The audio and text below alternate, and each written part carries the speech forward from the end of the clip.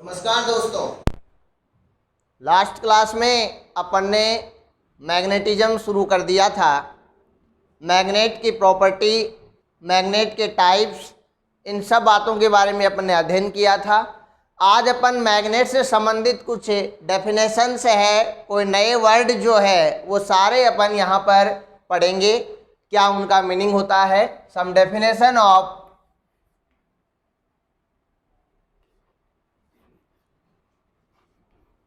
सम definition related, ये किन से रिलेटेड है? मैग्नेट से।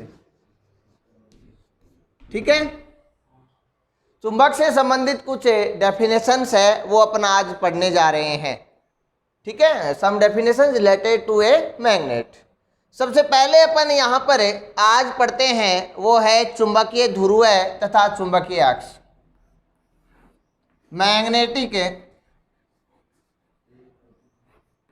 Magnetic dipole and magnetic axis. ठीक है, आज का पहला टॉपिक है चुंबकीय ध्रुव।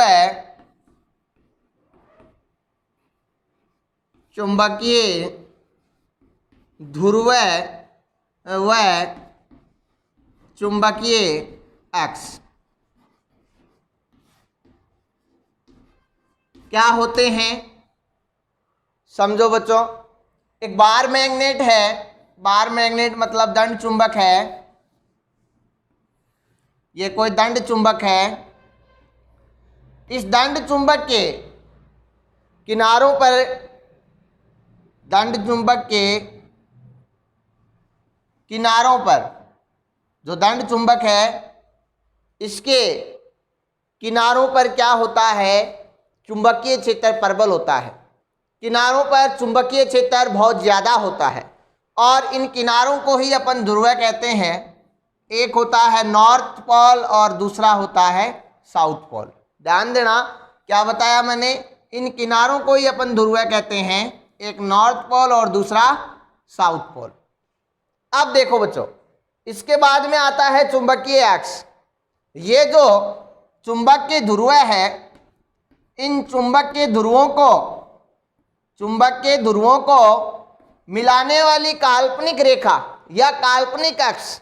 ध्यान देना बच्चों, वास्तव में यहाँ कोई रेखा थोड़ी है, नहीं है, काल्पनिक। अपन एक कल्पना कर रहे हैं, इमेज, यहाँ पर अपने दिमाग में एक इमेज सेट कर रहे हैं कि दोनों ध्रुवों को कोई ना कोई रेखा है वो मिला रही है। तो दोनों ध्रुवों को मिलाने वाली काल्पनिक रेखा है वो चुंबकीय अक्ष कहलाती है। तो ये तो है चुंबकीय अक्ष। और ये जो दोनों है एन और एस पोल, जो दोनों है, इन्हें अपन कहते हैं चुंबकीय ध्रुव। चुंबकीय ध्रुव डेफिनेशन आप नोट कर सकते हो। ये आपने हेडिंग लगा ली, ये अपन ने शो कर दिया। चुंबकीय ध्रुव में आप लिख लीजिए, लिखिए दंड चुंबक के दोनों किनारों पर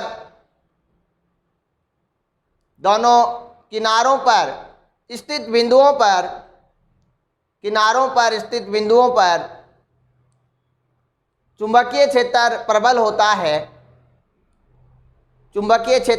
होता है। इन्हें हम चुंबकीय ध्रुव कहते हैं। ठीक है, अब नेक्स्ट लिखो चुंबकीय अक्ष। नेक्स्ट आप चुंबकीय अक्ष लिखिए। इसमें नोट करो, दंड चुंबकीय ध्रुवों को मिलाने वाली, चुंबकीय ध्रुवों को मिलाने वाली काल्पनिक रेखा चुंबकीय अक्ष कहलाती है। तो ये थी अपनी आज का पहला टॉपिक था, magnetic dipole and magnetic axis. अब नया टॉपिक, इसके बाद में सेकंड आता है इफेक्टिव लेंथ ऑफ मैग्नेट। दूसरी चीज है आज अपन जो पढ़ने जा रहे हैं वो है effective length of a magnet. ध्यान देना। नंबर 2 है इफेक्टिव लेंथ ऑफ मैग्नेट,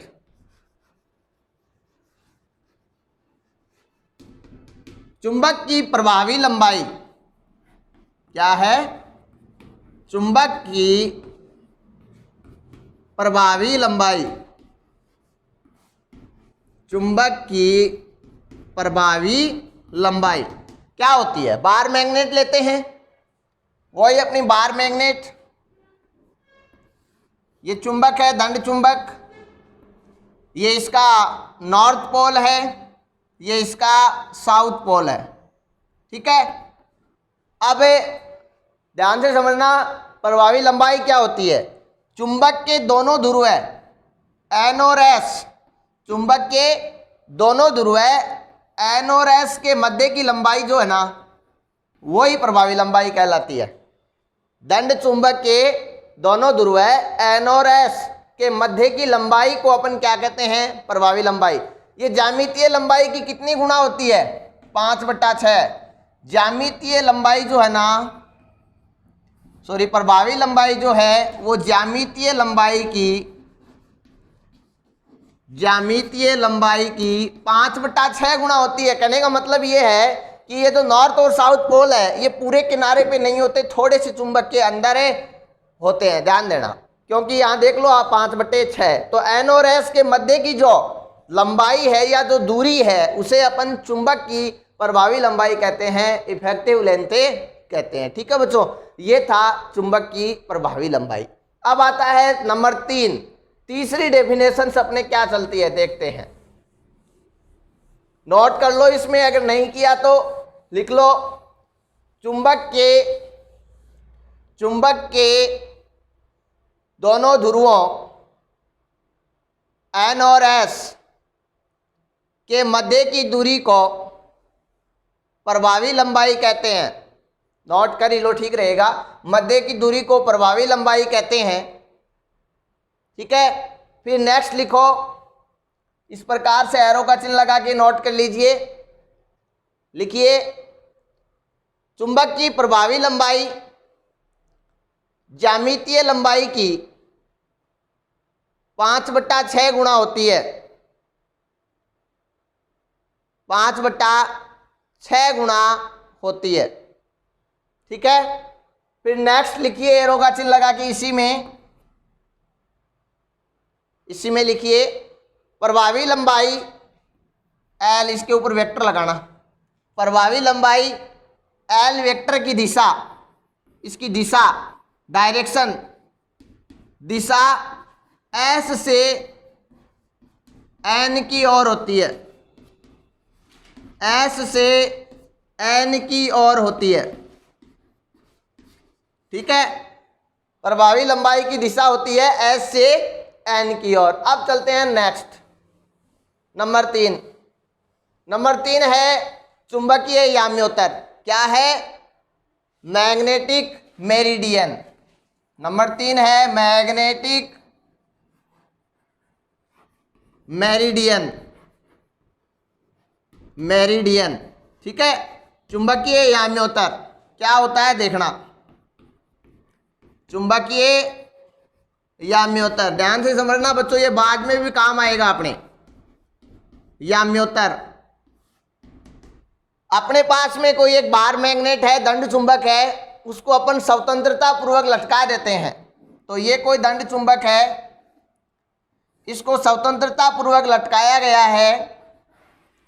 स्वतंत्रता पूर्वक लटकाई गई दंड चुंबक, स्वतंत्रता पूर्वक लटकाई गई जो दंड चुंबक है उससे ऊर्ध्वाधर जो तल होता है उस तल को अपन क्या कहते हैं? उस तल को अपन याम्योत्तर, चुंबकीय याम्योत्तर कहते हैं। ठीक है बच्चों,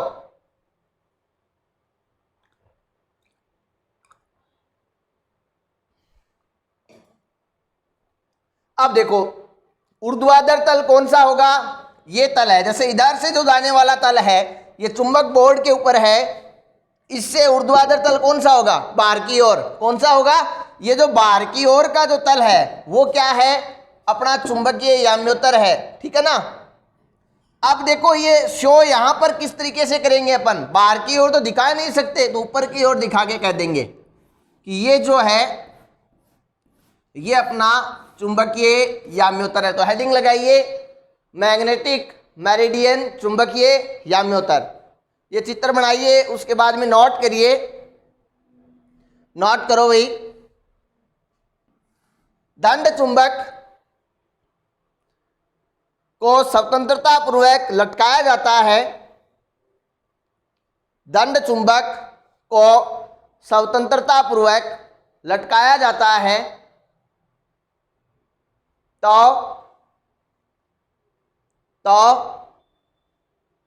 क्या होता है, मैंने कौन सा तल बताया, चुंबकीय अक्ष से, तो चुंबकीय अक्ष से लंबवत ऊर्ध्वाधर गुजरने वाला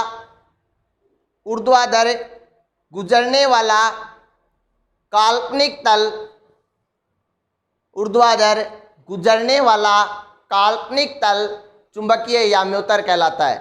क्या कहलाता है, चुंबकीय याम्योत्तर। तो कौन सा तल चुंबकीय याम्योत्तर कहलाया, दंड चुंबक है, स्वतंत्रता पूर्वक लटकाया गया है। ये जो दोनों, ये जो इसकी चुंबकीय अक्ष है, इस चुंबकीय अक्ष से लंबवत ऊर्ध्वाधर तल, ठीक है, वो क्या कहलाएगा, चुंबकीय याम्योत्तर कहलाएगा। नेक्स्ट नंबर 4 डेफिनेशन है ध्रुव प्रबलता, पोल स्ट्रेंथ। नंबर 4 है ध्रुव प्रबलता, पोल स्ट्रेंथ, ठीक है। नंबर 4 है पोल स्ट्रेंथ, पोल स्ट्रेंथ, ठीक है। क्या होंगे, पोल स्ट्रेंथ होती क्या है, ध्रुव प्रबलता। नाम का आपको पता है पहले से, ध्रुव क्या होता है, प्रबलता क्या होता है, दोनों चीज ध्यान है आपको, ठीक है। तो ये दंड चुंबक है, ये इसके ध्रुव है, ये नॉर्थ पोल है, ये साउथ पोल है। ये जो नॉर्थ पोल है, इस नॉर्थ पोल पे जो इसकी आकर्षण की क्षमता है वही इसकी प्रबलता कहलाती है। समझ में आई बात, कि मतलब यहाँ पर चुंबकीय क्षेत्र कितना उपस्थित है इसका पता कैसे चलेगा। जैसे कोई धातु लेके जा रहा हूँ, वो ये जो एन है, इस धातु को जितना जल्दी अपनी ओर आकर्षित करेगा, उससे पता ये चल रहा है कि यहाँ पर इसकी जो प्रबलता है वो क्या है, अत्यधिक है, ठीक है। तो हेडिंग लगाइए पोल स्ट्रेंथ, ध्रुव प्रबलता, और नोट कीजिए चुंबकीय ध्रुव द्वारा चुंबकीय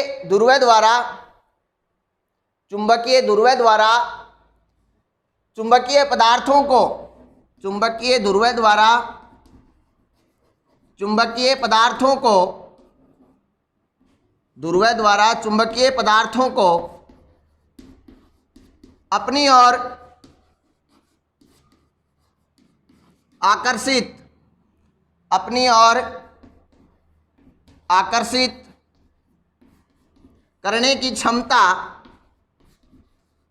अपनी ओर आकर्षित करने की क्षमता, चुंबकीय ध्रुव द्वारा चुंबकीय पदार्थों को अपनी ओर आकर्षित करने की क्षमता ध्रुव प्रबलता कहलाती है। फिर एरो का चिन्ह लगा के नोट करो, प्रबलता कहलाती है, एरो का चिन्ह लगा के नोट करो। इसे स्मॉल m से व्यक्त करते हैं, ठीक है। नेक्स्ट लिखो इसका मात्रक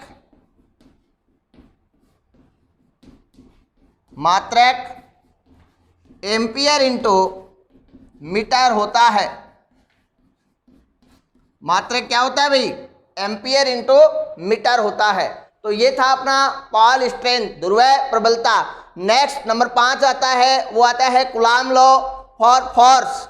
कूलाम लॉ फोर्स किसके बीच में, ध्रुवों के बीच में, ठीक है। तो देखो बच्चों, नेक्स्ट टॉपिक क्या आता है अपने पास, नंबर 5 है, वो नोट करो। कूलाम का नियम अपने स्तर विद्युतकी में आवेशों के मध्य जो फोर्स लग रहा था उसको गुलाम ने बताया था। इसी प्रकार से उसी प्रकार यहाँ पर क्या है कि दो ध्रुव है, चुंबक है, चुंबक में आवेश तो होता नहीं, दो ध्रुव होते हैं और ध्रुवों के द्वारा चुंबकीय पदार्थों को अपनी ओर आकर्षित किया जाता है और वो आकर्षण करने की जो क्षमता है, ठीक है, उसे अपन ध्रुव प्रबलता पढ़ते हैं। तो ये दोनों दो ध्रुव है, इन दोनों ध्रुवों के मध्य में जो आकर्षण या रिपल्सन जो फोर्स लगता है उसे अपन फाइंड करते हैं। नंबर 5 है Coulomb law force, Coulomb law force between magnetic dipole. क्या है? चुंबकीय ध्रुवों के मध्य, चुंबकीय ध्रुवों के मध्य लगने वाला कूलॉम बल, कूलॉम बल, ठीक है। अपन एक बार मैग्नेट लेते हैं, ये बार मैग्नेट है, ये सिरा इसका N माना, ये सिरा S माना, इससे की ध्रुव प्रबलता है वो M1 है, इसकी प्रबलता M2 है, इनके मध्य की दूरी माना ये L है। तो यहाँ पर कूलॉम ने बताया कि इनके मध्य जो फोर्स लगता है वो फोर्स दोनों ध्रुव प्रबलता के गुणनफल के समानुपाती होता है और बीच की दूरी के वर्ग के व्युत्क्रमानुपाती होता है। किसके व्युत्क्रमानुपाती होता है? ध्यान देना, वर्ग के व्युत्क्रमानुपाती। तो एक साथ लिखते हैं तो क्या आता है? ये आ जाता है M1 M2 बट्टा L स्क्वायर। और जैसे ही समानुपाती का चिन्ह हटाया जाता है तो यहाँ एक नया नियतांक आता है। समानुपाती के चिन्ह को हटाते हैं तो एक नया नियतांक आता है म्यू नॉट अपॉन में 4 पाई M1 M2 अपॉन में L स्क्वायर। ये है कूलॉम बल किनके मध्य? चुंबकीय ध्रुवों के मध्य। यहाँ पर ध्यान देना, म्यू नॉट क्या होता है? मैग्नेटिक परमिलेबिलिटी, ठीक है। और इसे अपन कह देते हैं चुंबकीय पारगम्यता, पारगम्यता, चुंबकीय पारगम्यता, ठीक है। इसका मान क्या होता है?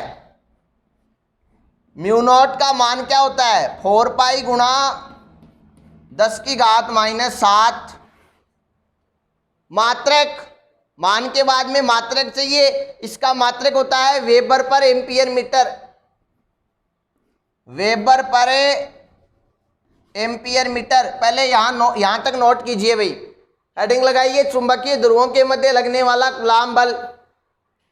इसमें आप क्या करोगे? ये चुंबक बनाओ, ये चुंबक बनाने के बाद में लिखो कि यहाँ पर दंड चुंबक के दोनों ध्रुवों के मध्य लगने वाला बल दोनों ध्रुवों की ध्रुव प्रबलता के समानुपाती होता है। उसके बाद में लिखो नेक्स्ट लाइन में दोनों ध्रुवों के मध्य की दूरी के वर्ग के व्युत्क्रमानुपाती होता है। फिर समीकरण इसको 1 दे दो, इसको 2 दे दो, फिर लिख दो समीकरण 1 व 2 से आपके पास में ये इक्वेशन आ गई। समानुपाती का चिन्ह हटाएंगे तो नियतांक आ गया, नोट कीजिए। और ये नई समीकरण आ गई, इसके बाद में नीचे लिख दीजिए।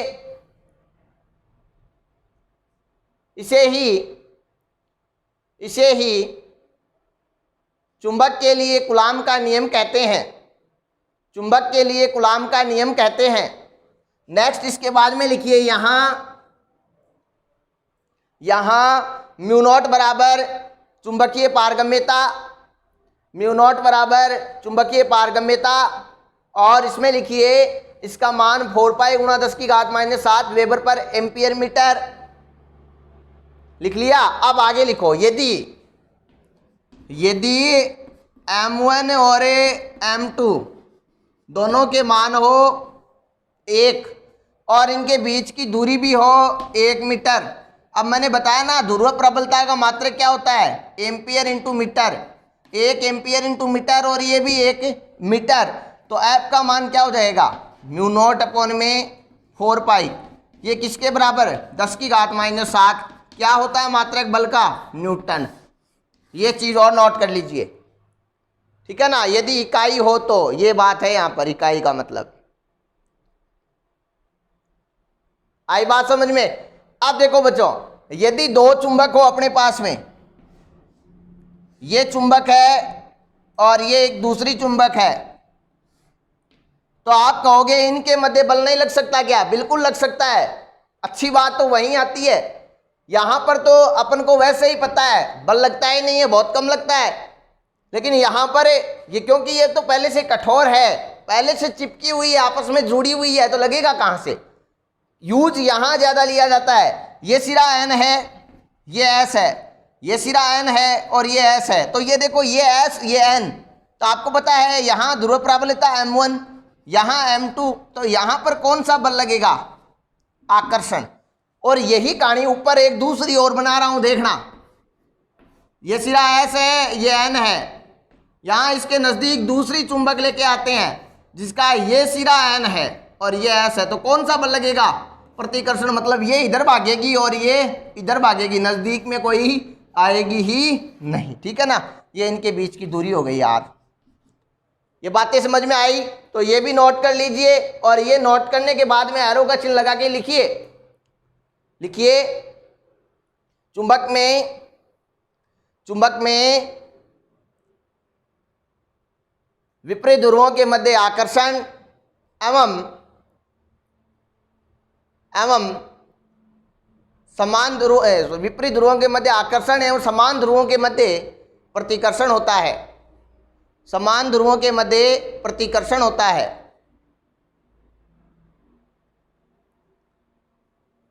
ठीक है बच्चों, ये था अपना आज का topic, some definitions related to magnet. ठीक है, एक दंड चुंबक से संबंधित कुछ परिभाषाएं।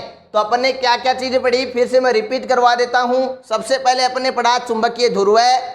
चुंबकीय ध्रुव क्या होता है, चुंबक के दोनों ओर के वो बिंदु जो क्या रखते हो, प्रबल चुंबकीय क्षेत्र रखते हो। यथार्थ ये कह सकते हैं कि चुंबकीय पदार्थों को आकर्षित करने का गुण उनमें बहुत ज्यादा पाया जाता है, या चुंबकीय पदार्थों को बहुत ज्यादा आकर्षित करते हैं।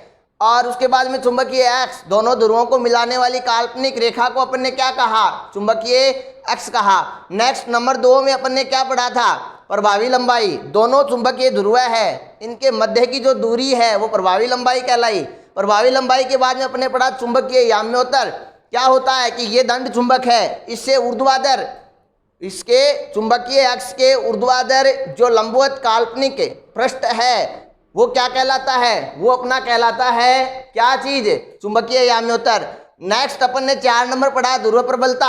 यही बात कि जो चुंबकीय ध्रुव है उसके द्वारा चुंबकीय पदार्थों को अपनी ओर आकर्षित करने का जो गुण है वो ध्रुव प्रबलता कहलाता है। उसके बाद में अपने पढ़ा coulomb law, force between magnetic dipole, चुंबकीय ध्रुवों के मध्य लगने वाला कौन सा बल, कूलाम बल, जो आपके सामने है। ठीक है बच्चों, नेक्स्ट क्लास में अब अपन पढ़ेंगे चुंबकीय क्षेत्र रेखाएं। आज की क्लास में बस इतना ही, बहुत बहुत धन्यवाद।